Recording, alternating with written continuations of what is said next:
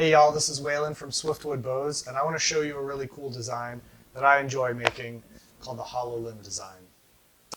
It was something that I stumbled on a few years ago on the Primitive Archer forums. There was a gentleman named Simon from Germany who started posting these hollow limb bows that he made, and it really caught my attention. I spent some time talking with him and examining pictures of his work, and I started making my own, and I've made quite a few over the last few years, and I'd like to share with you what I learned. I want to start by saying that this is not a beginner design. If you're making your first bow or you've only made a couple, I don't recommend following this video yet. Go back and do some build-alongs from some of my other series that are more geared towards beginners. Really get the hang of tillering and get a good understanding of basic self-bow design. And when you feel comfortable with that, then come on back to this and give it a try.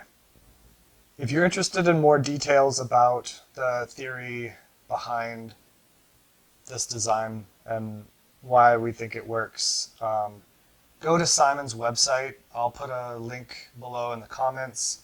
Stonehill Primitive is the name of his website, and he's got a page dedicated to the hollow limb design with a lot of interesting ideas and theories. Check it out if you want to learn more. I'm going to go over the basics of my experience with it and my ideas about it before we get started with this. So the hollow limb design starts with a narrow diameter stave, whether it's a sapling or a branch off of a larger tree. Probably the diameter is going to be around 1.5 to 3 inches. You know, the wider the diameter, the less of a pronounced crown you're going to have on the back, and the less of a hollow limb it's going to be. I mean, you can certainly do really mild hollow limbs as well. This stave is 2 inches in diameter. It's a Pacific Yew stave. This design can work with a wide variety of woods. It's not specific to any one species, but the main component of a hollow limb design is a high crown on the back. And that means that when you're looking at the end of the stave, it's going to have a pronounced rounded back to the bow.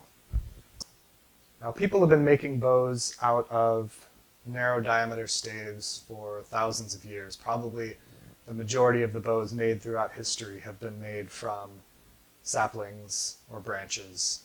It was a really efficient way for people with limited tools to make a good bow quickly. And most of those bows were made with a flat belly and the high crown back. And you can certainly make a good bow using that design, but there are some limiting factors to it. When you have a high crown on the back and a flat belly, then the stress when the bow gets bent gets concentrated along a narrow strip going down the center of that bow, and it's not efficiently distributed across the width of the bow like it would be with a flat bow that has a flat back and a flat belly. And so what ends up happening is that you need to build that bow a little bit longer to accommodate the same given draw weight and draw length that you could get out of a flat bow, because a flat bow is just more efficient in storing that energy in a safe way in the limbs. And so you end up with what is essentially an overbuilt bow with too much mass in the limbs. So you're losing some arrow speed, and while you can make a perfectly good bow that way, you're not getting everything that you possibly could out of that stave. One way that people can get around that high crown is by decrowning the bow, which means cutting down through the grain to eliminate that high crown, making it a flat back, flat belly bow, but without a continuous growth ring on the back. And sometimes they'll back it with rawhide or sinew to reinforce it. Some woods don't need that, and they can be perfectly functional with that decrowned back. There's a lot of examples of that throughout history and archaeological finds. Not everybody paid close attention to the grain on the back of the bow. But what we're going to try to do is get the best of both worlds. We're going to preserve that intact growth ring on the back of the bow. And by scooping out the belly to match the contour of the back of the bow on the belly, so that we have that consistent thickness going from one edge to the other through the middle of the bow, we're eliminating a lot of that extra mass that really wasn't doing a whole lot to help us store energy. And we're redistributing that stress back out across the width of the bow instead of being concentrated in that narrow strip along the back of the high crown. And thus we're gaining back the performance and durability that we were giving up by having that flat belly. I hope that makes sense. I'm not going to go into a lot more because I'm sure you don't want to hear me keep talking. Let's get into the build and we can talk about it a little bit more as we go. I want to make a quick note about tools before we go any further so you can be prepared for what you might need to do this project that will be different from a typical self-bow project. So we've got our narrow diameter stave here, 2-inch diameter Pacific U stave. We're going to need some things to accommodate this concaved belly. Rasps, straight card scrapers, draw knives, they're only going to get us so far. Once we need to start dishing out the belly, we're going to need some other tools. So one thing I like to start with is a curved gouge that can help us get the rough shape of what we want. I like these bowl carving tools, these curved knives. They can be really great for digging into certain areas and getting it hollowed out. And then also, I do a lot of my final tillering with this gooseneck scraper. So consider picking up some or all of those tools if you're going to take on this project. You're going to need something to get down into that belly, and you'll see why. Now I'm going to be moving through some of these stages fairly quickly. I'm going to be assuming that you've already designed and tillered at least several bows before. I'm not going to go really nitpicky step by step. I want to focus on what makes a hollow limb design different, things you're going to need to look out for as you go along. So I'm going to be glossing over some of the finer points that are going to be otherwise identical to building a regular self bow. And there are a lot of similarities. So the first thing we're going to do is lay out the bow. We're going to draw out the design on the back of the bow. I'm going to use a pretty typical American flat bow design where we're going to utilize as much width as we really can on this stave out to about mid-limb, and then we're going to taper down to our narrow tips. I'm going to draw my line, my center line, down the top of the crown. I've chosen the side of this bow to be the back. That is the cleanest and straightest, the most free of knots. There's going to be a couple little knots out here at the end.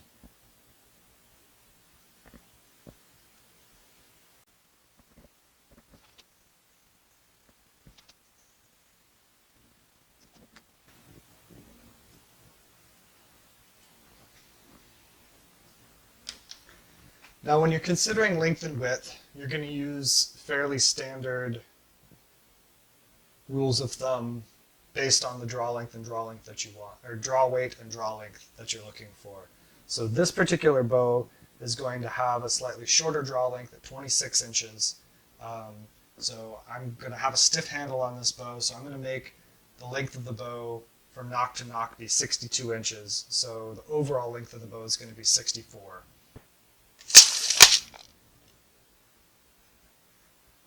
Mark off the center point. I'm going to lay out a standard handle here, 4 inches. I'm going to make the fades a little bit longer. I tend to like longer, more gradual fades on a hollow limb bow. I think it just looks nicer instead of having them be so abrupt. It helps everything kind of flow in together. But that's more of an aesthetic choice than a practical one.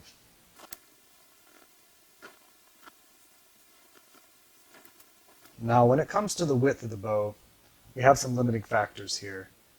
Our stave is only so wide. One nice thing about the hollow limb design is that it allows us to keep more of that width. If we were to have this high crown back with a flat belly, as we're approaching removing enough wood to get the draw weight that we want, it's going to create these really sharp edges that we want to get rid of, and we're going to be creeping up past that center line of maximum width and creeping up closer and closer to the back, losing that width as we go along to get down to the thickness that we need to have the draw weight that we want. With a hollow limb bow, we're going to be scooping out a lot of that meat, and it's going to allow this to kind of wrap around more and give us more width. So basically, we're going to just kind of try to get as much width as we can out of this particular stave. Now, if you're working with a wider diameter stave, you may end up making a decision about how wide you want it, because you'll have more width to work with and there will be less curvature. So you may decide to go with 1.5 inches wide or 1.75 inches wide. That's all going to depend on the draw weight that you want and the species of wood that you're working with. So I can't answer that question for you specifically in this video. You're going to have to use your experience that you have and your judgment to pick the right width for your stave.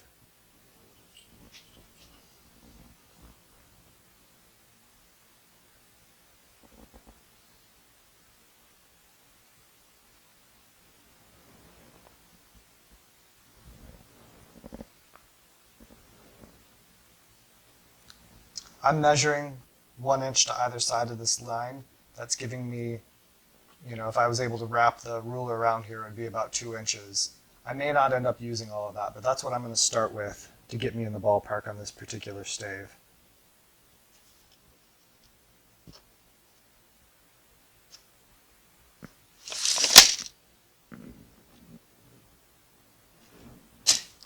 "15 inches out here is about mid-limb for me. So I'll measure that same inch to either side. Like I said, giving us kind of an American longbow style dimensions.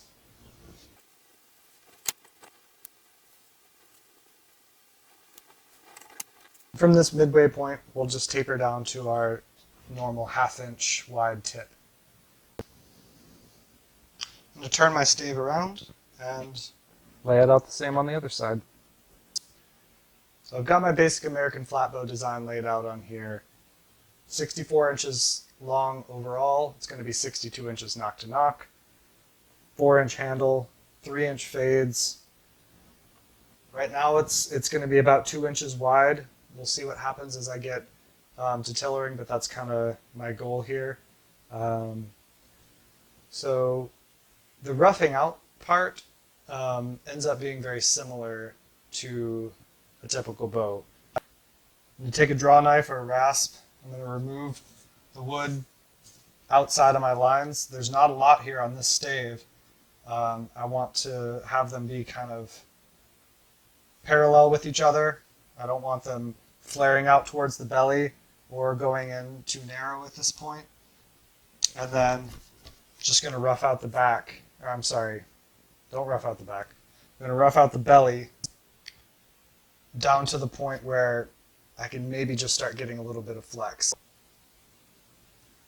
Now, just a quick word of warning when you're roughing out the bow.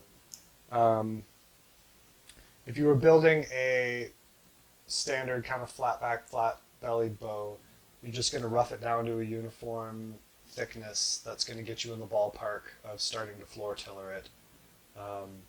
Usually, depending on the wood type, around 3/4, 1/2 inch, whatever. It's a little trickier with the hollow limb bow. Every piece of wood's going to be a lot different depending on the diameter, depending on the type of wood, so I can't give you any numbers. You're going to have to use your experience and your discretion.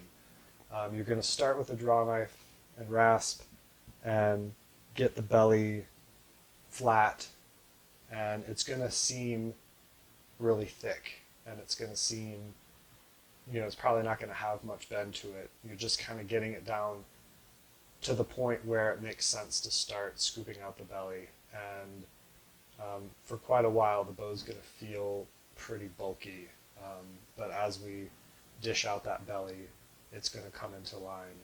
But my word of warning is don't take it down too far, or you're really kind of reducing the walls of our hollow limb bow and really limiting our options with this design. So just be mindful of that.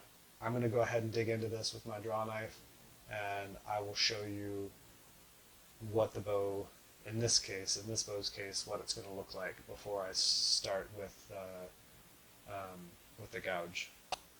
So I took my draw knife and my farrier's rasp to the stave.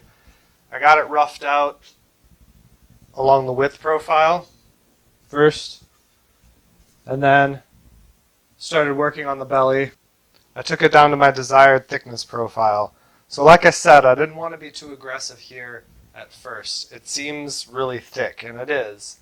I'm getting a little bit of flex at floor tiller. I don't want to go any further than that yet because I want to maintain the height of these side walls here for our hollow limb.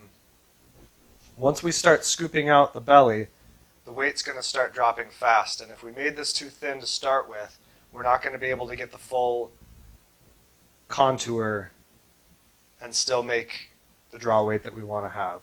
So just be mindful of that when you're roughing it out.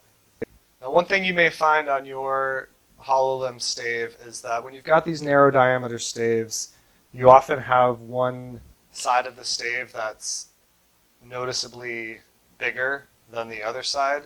That was probably the end of the tree that was growing from the ground, or the end of the branch that was growing out of the tree, and it's getting smaller as it goes out.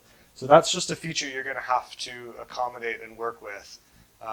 That's why we drew those width profile lines, and you'd probably notice that there was more meat outside of those lines on one side than the other, and that's okay. Just bring it down to the lines so that each limb is consistent width with the other one, and you may find that one of the limbs ends up having a more pronounced crown than the other, and thus it's going to have a deeper hollow limb, and that's okay.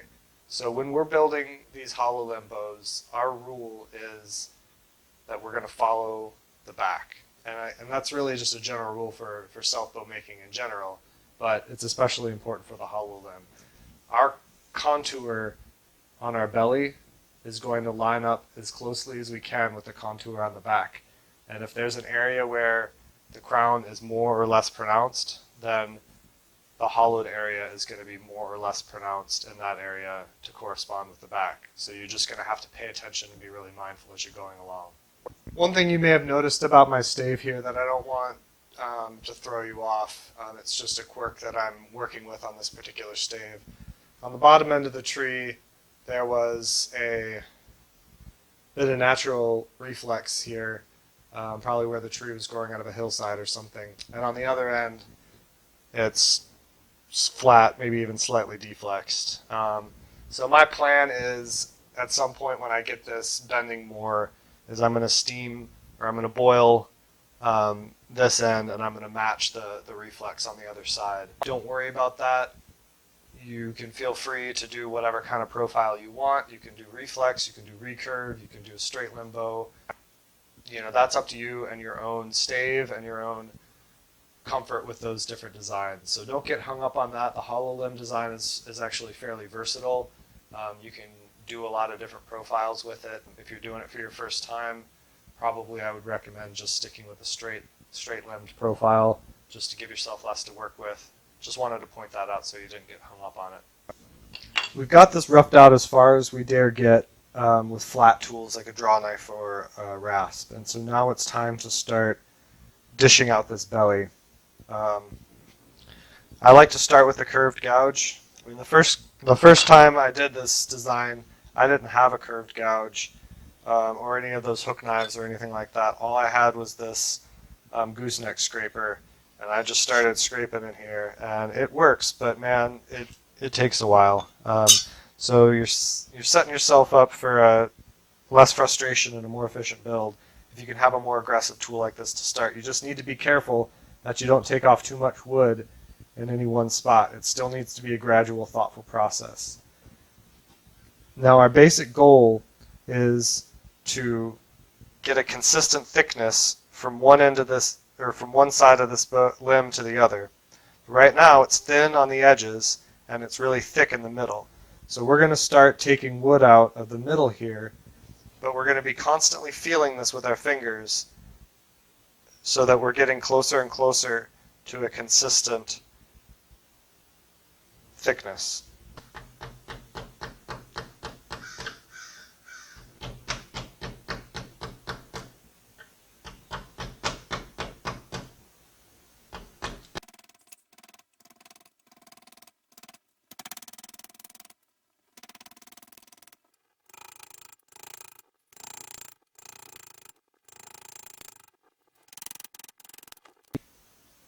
Try to keep it as consistent as you can, and just be mindful not only of the thickness from side to side, but maintaining your basic thickness taper from thicker out to thinner. All those principles of tillering are still going to apply here. The only thing that's different is that our limbs are going to be cup-shaped instead of flat.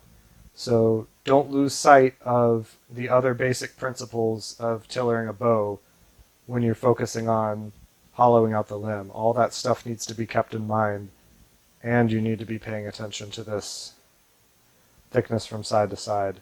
So just keep digging this out. Don't go too far until you've checked to see how the progress that you've done is affecting the stiffness of the bow. So pull it out, check the stiffness, do a little bit on one limb, match it on the other limb, and then check it. So I'm going to get to that point. I'm going to get it dug out a little bit on this limb, a little bit on that limb. I'll probably smooth it out some with one of these hook knives here, and then I'll check back in with you and show you where I'm at. Well, I've got my hollow shape roughed out here. It's not pretty yet. It's not even super consistent yet, but what I'm going for at this point is just the start of the shape. I'm going to get a bulk amount of wood out of here with the gouge just to get the bow bending a little bit more. And even in this small amount that I've done so far has taken a lot of weight off the bow. You can see how much more it's bending at floor tiller now. Getting a decent amount of flex. So from here, I'm going to follow the same basic steps that I would be if I was just tillering a regular bow. I'm going to be carefully feeling the taper, feeling for thick spots, working those down, and now I can choose which tool seems most fitting for the job. If I know that I can confidently dig out a big thick spot with the gouge and be safe, I will. If I want to use the hook knife to be a little bit more precise, then I'll go with that. If it's just a little bit, I may even start switching over to the gooseneck scraper soon. You're going to have to decide that on your own. There's no set answer for when to switch over to another tool. You're just going to have to use your judgment and just make sure that you're not taking too much off, because it's a little bit harder, at least in my experience with the hollow limb bows that I've made, to predict exactly, when the bow is going to really start to come around and start bending and be ready to string. And it may sneak up on you. So just go as slow as you need to and be careful. So for now, just keep digging out strategically so that you're getting a good even thickness taper from thick down to thin, and you're constantly paying attention to the thickness from one edge of the limb to the other, trying to get that as consistent. So for now, it's probably going to mean that you're doing a lot of digging out just in the center, and you're being careful to leave these edges alone because they've started off thinner. But then don't forget about that and go too far and make the middle part too thin and leave the edges too thick. You want it to be consistent. And once you hit that consistency, you want to try to maintain it all the way till the bow's finished.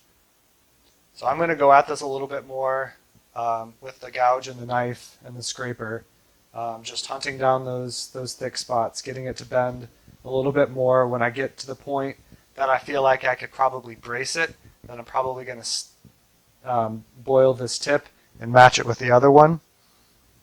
And then we'll meet back up. I'll show you what I've got done, and then we'll work on getting our bow braced for the first time.